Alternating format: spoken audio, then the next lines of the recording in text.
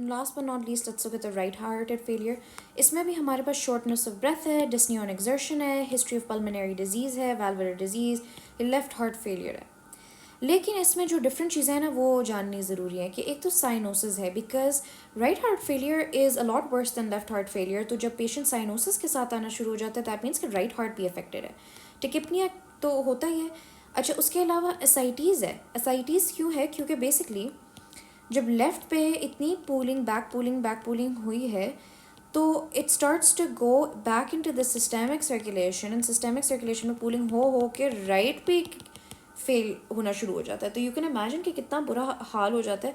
JVD भी raised होता है, जगुलर वेनस डिस्टेंशन हो जाती है, बिकॉज वो इतनी बैक पुलिंग है कि वो जगुलर वेन में भी प्रेशर इंक्रीज मतलब डिस्टेंडिंग हो जाता है। एसाइटीज़ क्योंकि लिवर के अंदर भी पीछे बैकअप मतलब सॉरी लिवर कह रही हूँ, पोर्टल हाइपरटेंशन भी हो सकती है, और एसाइटीज़ भी होता है क्योंकि हमारे पास एब्डोमेन में भी पूलिंग हो जाती है। होलोसिस्टेलिक मर्मर और S3 heart sound. S3 heart sound तो इसमें भी लेफ्ट में भी थी, लेकिन होलोसिस्टोलिक मर्मर भी इसमें नज़र आ जाता है। पर हेपाटोस्प्लेनोमेगाली कि लिवर इनलार्ज हो रहा है क्योंकि उसमें पोर्टल हाइपरटेंशन हो रही है, स्प्लीन भी इनलार्ज हो रहा है, एंड बायलेटरल लोअर एक्सटर्नल एडीमास। इसमें क्या होता है जब राइट हार्टेड फेलियर होता है ना, तो ऐसा होता है कि इतना फ्लूइड ओवरलोड होता है।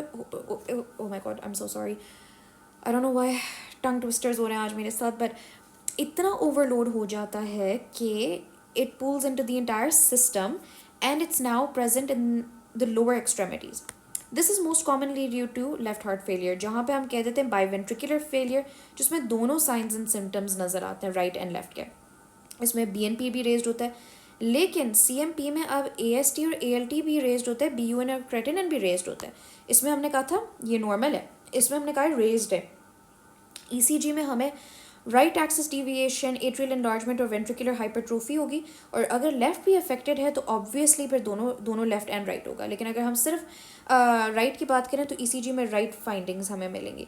फिर चेस्ट एक्सरे में हमें क्या नज़र आएगा? Globular heart structure. इसमें इनलार्ज था, इसमें इतना बड़ा हो गया कि वो ग्लोब्यूल बन गया, तो ग्लोब्यूलर हार्ट स्ट्रक्चर है, और इसमें भी इंक्रीज्ड इंटरस्टिशियल मार्किंग्स होंगी। ठीक है, तो मार्किंग्स हर चीज़ में वो हो जाती हैं। तो हमने कहा है कि अब ये राइट हार्टेड फेलियर है।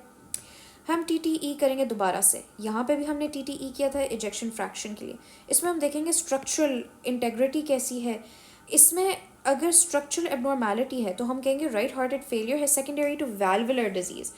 ठीक है, इसमें हम वाल्वुलर डिजीज़ की वजह से ये हो रहा है। फिर उसके बाद हम ये कर सकते हैं कि TTE also can reveal elevated pulmonary artery systolic pressure.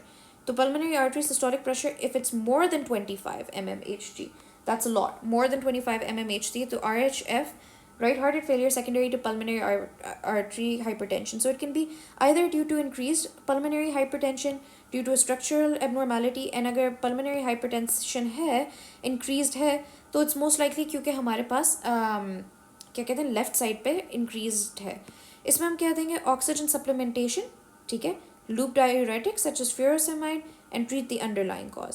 फिर हम असेस करेंगे रिस्पॉन्स को कि वो एडिक्वेट है, इनएडिक्वेट है। अगर तो एडिक्वेट है तो लाइफ स्टाइल मॉडिफिकेशन बताएंगे, वही ट्रीटमेंट कंटिन्यू करेंगे। इनएडिक्वेट अगर होगा तो हम अल्ट्राफिल्ट्रेशन करेंगे, सर्कुलेटरी सपोर्ट देंगे MCS से एंड ECMO से, और कार्डियक ट्रांसप्लांटेशन करेंगे। अब हम बस आखिर में एक चीज़ देख लेते हैं कि कॉन्ट्राइंडिकेशन किन चीज़ों की है। थायाजोलेडिनमाइड्स जो कि हमारे पास इंक्रीज़ कर देंगी फ्लूइड रिटेंशन को, एंड कैल्शियम चैनल ब्लॉकर्स जो कि versions heart failures.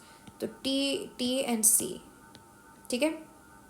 Cardiac heart failure congestive heart failure में you need to take care of what drugs? Thiazolidinines and calcium channel blockers.